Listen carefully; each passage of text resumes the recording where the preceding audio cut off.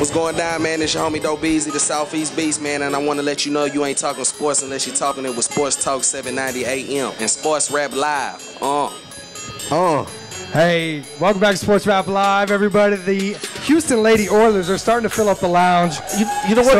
If you're not here yet at Junction, you need to come down here and meet Houston's newest team, arena football team, the female, the Lady Oilers. And it's the lingerie league too, so fellas, trust me, no matter where you're at, what freeway you're on, turn around and come down here to West Gray, 160 West Gray, in the shadow downtown. You will not regret it. And if you do, I'll buy you a picture. Wow, there you go. Tito's putting pictures on the table right now. You know what I'm saying? We'll get these ladies on the air in about 30 minutes, but right now it's time to open up the Rap Sheet and the Reese Report with Slam Magazine's own Mo Bobb, straight off of that jet back from Paris.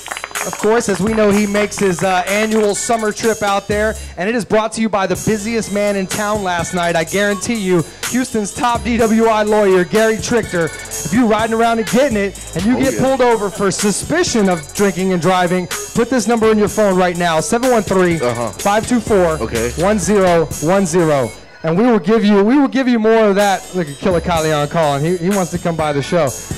We'll give you that number again in just a little bit. But right now, hey, a lot of guys in the NBA are riding around and getting this free agent money. And we'll get you all caught up on all the up-to-the-minute action right now. Yes. With our good friend Mo. Mo, first and foremost, welcome. Thank you for coming out. I know you're busy. You're trying to get caught up after your trip. Right off the top, how was Paris this summer? Man, Paris was gorgeous, man. Great weather. Last year was like hot, but this year was somewhat cool, you know, because the tournament's outside all day. So it's nice to have a little cool breeze and, you know, not be so brutal out there. But it was great. They moved across the street this year, so it was right up under the Eiffel Tower. It was fantastic. Ooh la la. Ooh la la. Absolutely. Now, this was for the tournament.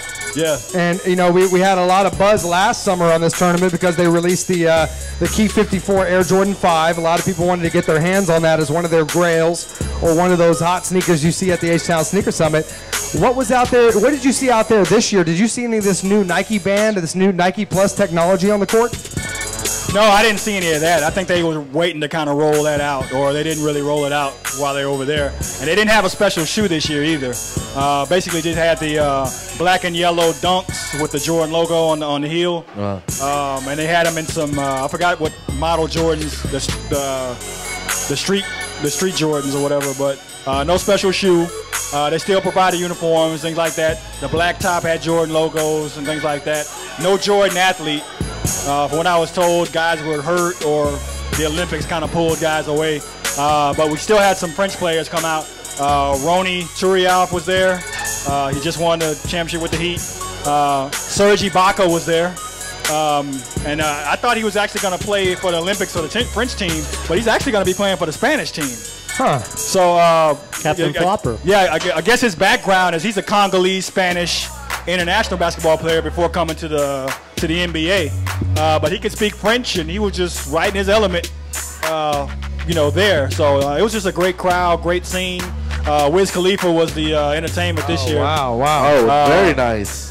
Yeah, you know, it was cool that actually they said that when they secured him as the entertainment, they went ahead and changed the official colors from red and black to actually black and yellow. Black and yellow. Yeah. Makes sense.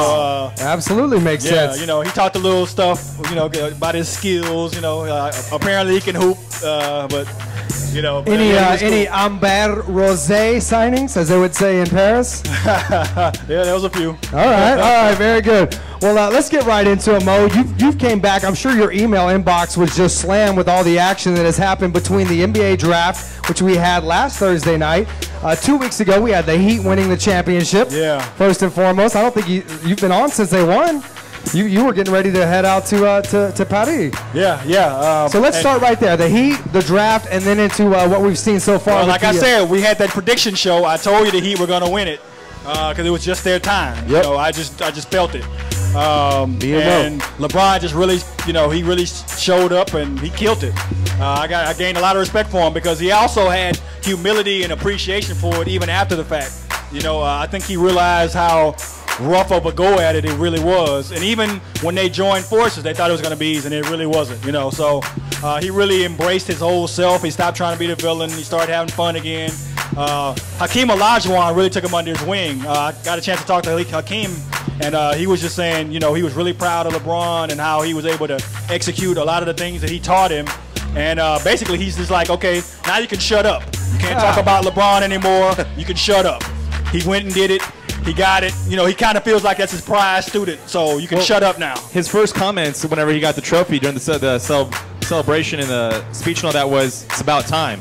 Yeah. No. About damn time. About damn time. Yeah. I thought what was very fitting is I think it was your magazine, Slam, on the cover with LeBron. I think it's the one that says, hello haters or hi haters. Yeah, hi haters. That'll be out in another week. I thought that was so awesome because I was like, it pretty much just addresses the haters right from the beginning. Because I mean, it's like, really, you know, are you still gonna hate now? You know. So he was actually speaking to you.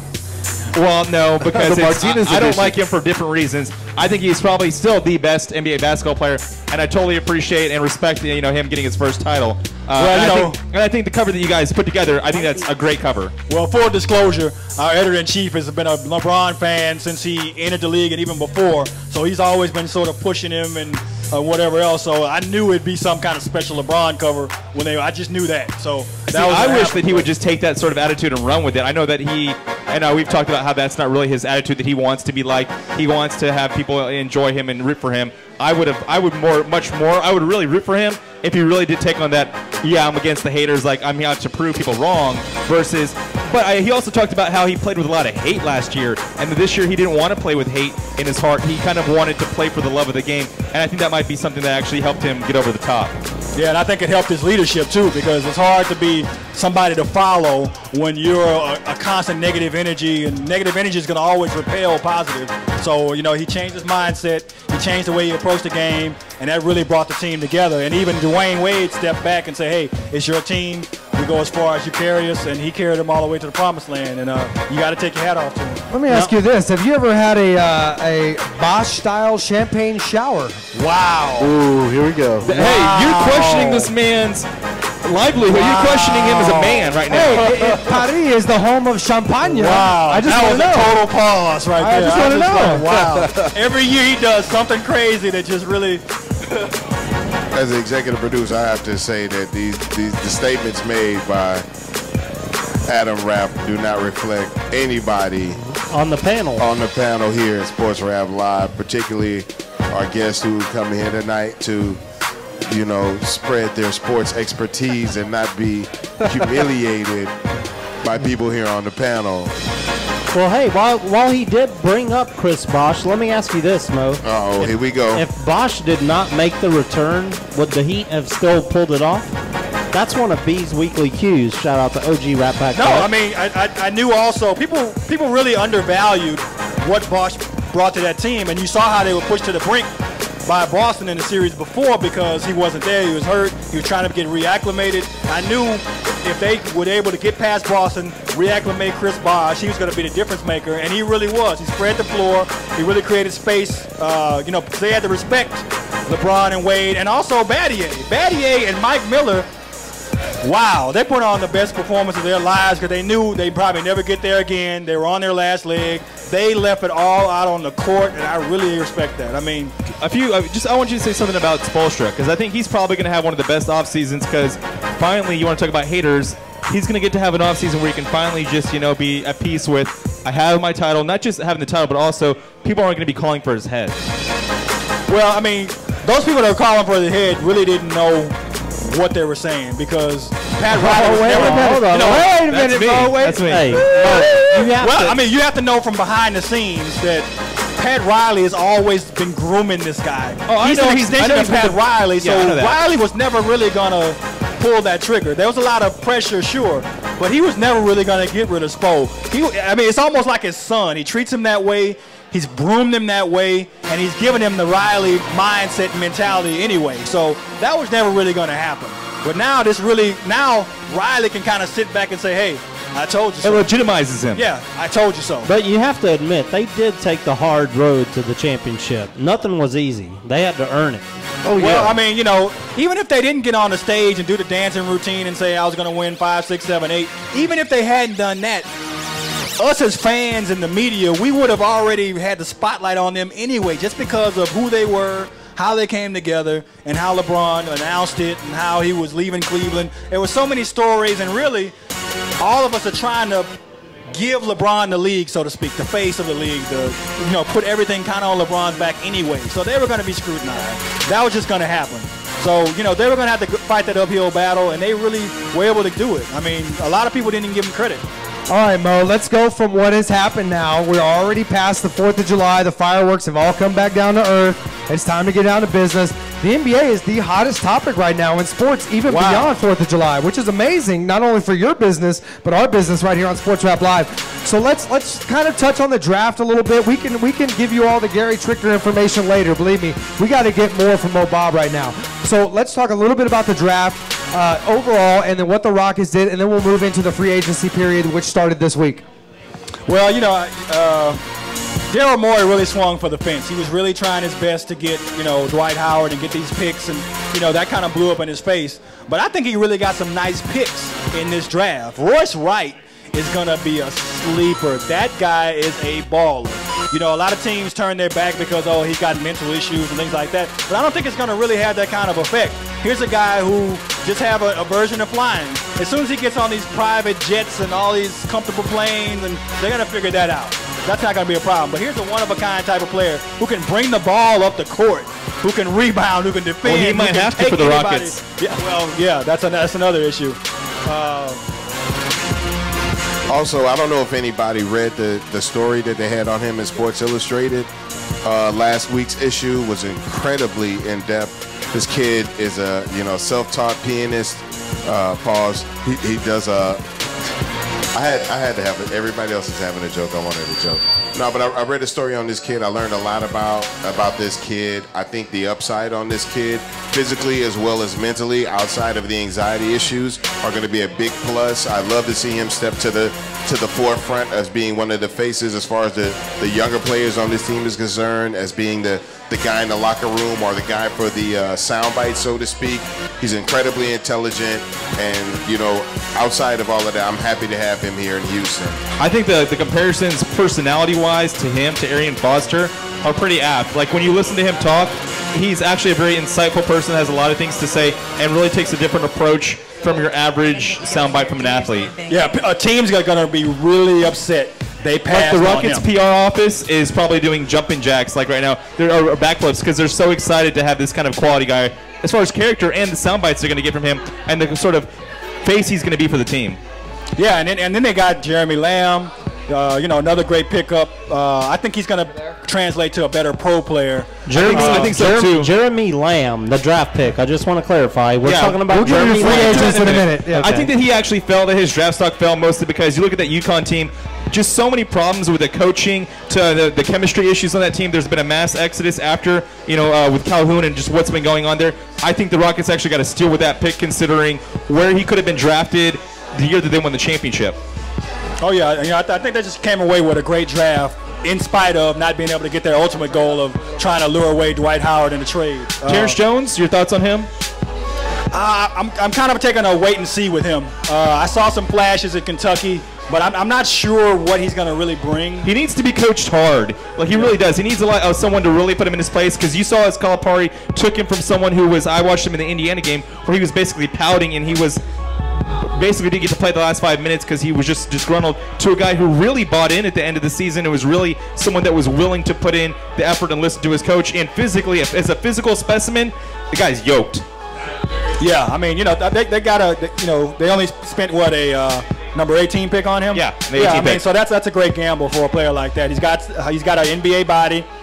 He's got the NBA skills or whatever, so we'll just see how he translates. I'm just kind of playing a wait and see on that guy. But as far as those other two, I think they're going to be steals. I mean, thoughts on the top, how the draft actually played out? I know there was a lot of sort of surprise that the Bobcats made the right decision maybe in taking Michael Kidd-Gilchrist over Bradley Beal, who some people had like is the 2A, 2B versus in each other. I'm kind of worried that Bradley Beal might turn out to be a Calbert Cheaney. Just a really good shooter? A really good shooter, but but something happens when he gets to the next level, and it's just not there. I'm really worried about that. I'm not saying that he will, but he could be anywhere from that end of the spectrum on up to a Ray Allen type of player. What do you think about the Ray Allen comparison?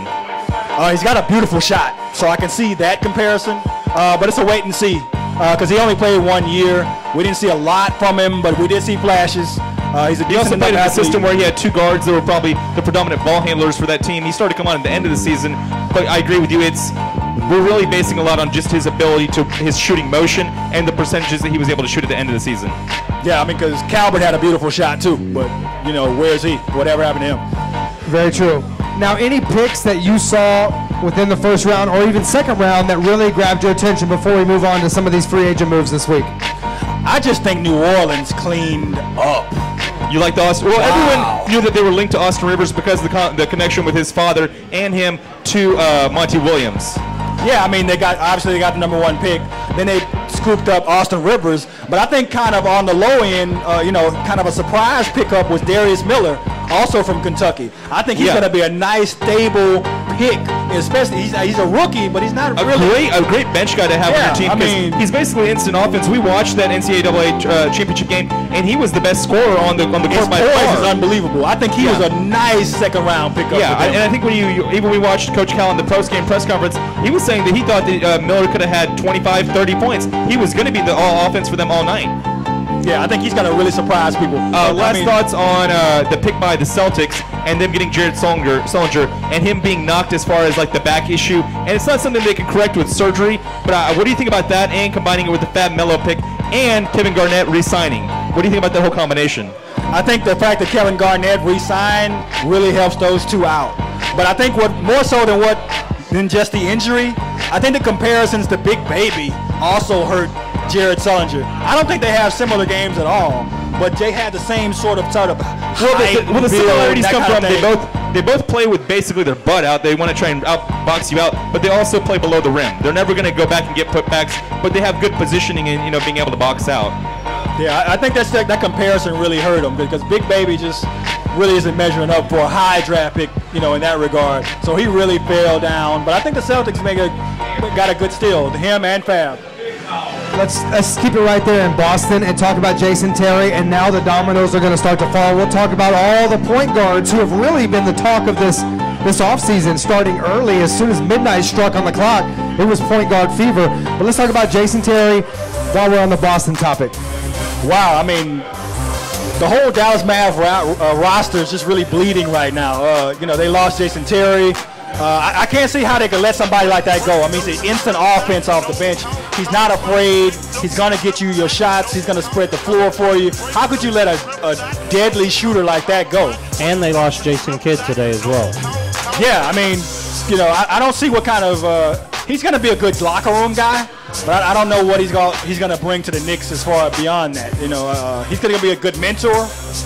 I can see that.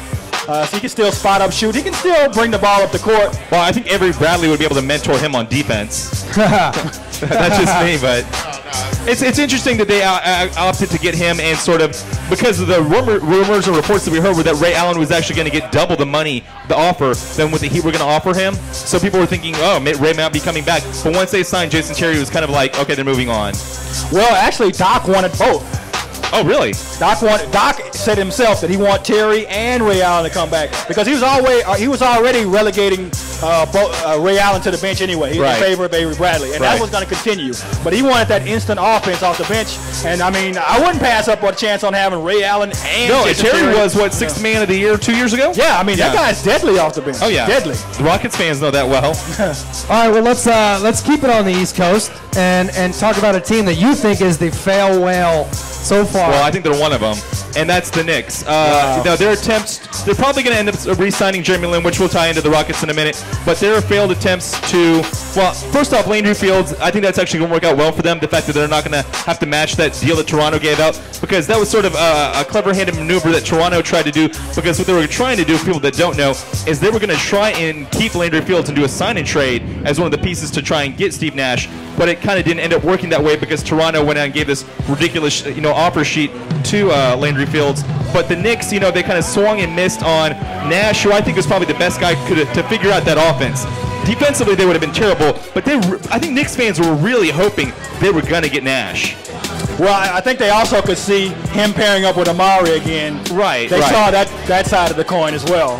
That would have been. I mean, Nash is the best pick and roll guy in the league. That guy can really get it done. And that's pretty much all we know that Amari Stoudemire can do. Yeah. So that would have been great, but they really swung for it and they struck out. Now they're looking for Raymond Felton. Bringing him back to basically. And he wants to come back. Right. And I can't blame him. I mean, he really. And he's not a bad player. He had a resurgence in New York. But I don't see them missing out on Jeremy Lin. Right. He's just making too much money for them. He really came into his own there. I think he's just testing the market and see what he can get and comparatively have the Knicks match that offer. All right, well, the team that's going to be competing with the Knicks right there in the 5 boroughs now is the Brooklyn Nets. And it's so funny because leading up until all this movement for the Nets, everybody continues to say New Jersey, New Jersey, New Jersey, but it is the Brooklyn Nets. What are your thoughts so far on the moves they made? I think it was a great coup that Darren Williams announced himself. Hey, by the way, I made Whoa, Chris Broussard says sources. By the way, Chris Broussard by far having the worst offseason. He took a vacation. He took a vacation. Yeah, he did take a vacation. Was he in Paris? No, I think he was at the Bahamas, I think. Yeah, he needs to go somewhere and chill. Them being able to retain Darren Williams, they re-signed Crash. Joe Johnson, what do you think about that addition to their backcourt? Well, I mean, it's a dream scenario for Atlanta that they're able to get rid of that contract finally. Yeah, I mean, but Joe Johnson is still a deadly shooter. I agree. And Darren Williams is a penetrator, so he's going to be able to kick it out. So he's going to get some good shots. The question everyone wants to know is how are they going to figure out to work a deal to get Dwight Howard? Because it seems like the amount of sort of pieces they have left are very, very limited to where they're going to be able to offer a package that's going to be the best package that Orlando is going to be able to consider. No! That makes common sense. But to that argument, I just point to the whole Pau Gasol trade back when the Lakers were able to get him. Yeah. It didn't make any sense. The same thing could happen with the Brooklyn Nets because Dwight wants to go there. He's not happy. He's not, they want to get rid of him. Marshawn Brooks and I guess some other pieces. I mean, it really doesn't make sense to me as to what they can offer. That would be the logistically the best package that the Orlando Magic would look at and say, yes, this is what is best for our future. If you guys have heard the Kanye track, Jay doesn't even have to drop him from the team. He has to trade him from the team as Chris Humphries has been named with Brook Lopez and a few draft picks going forward to get something done. But I think there's other teams out there that the new GM of the Magic will say, you know what? You want to go to Brooklyn? Well, guess what? You're going here. I think we have to get to the biggest splash of the day, and that's Steve Nash ending up with the Lakers. I personally thought all along that he was going to end up with Toronto. Wait. Let me ask Mo Bob. Mo Bob, hey, if we go to a break right now, can you ride for a few more minutes before you get back to work? I know you got to get back to work, but hey, just ride with us. Let's go to break right now. We come back and let's talk some of the West. Yeah. Right there, right on cue. Tito the DJ. That's what I do. All right, so we're going to go to break a little bit early. When we come back, we will finish up the Reese Report and the Rap Sheet right here on Sports Rap Live. Wait a minute. Sports Rap Live will be right back.